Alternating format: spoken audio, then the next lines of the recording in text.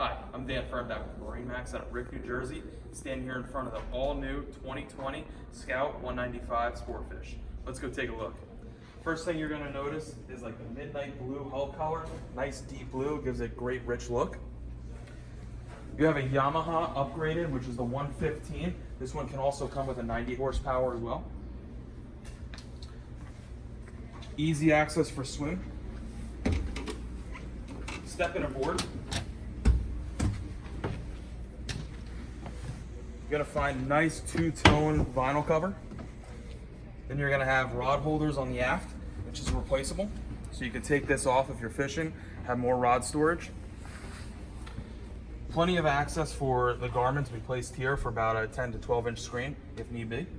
Windshield, nice D channels on the tubing for the T-top, which gives it extra strength and rigidity. Moving forward. This one also has a nice Yeti cooler, very sizable for the front bench, and a big casting platform, and also storage. Hold on.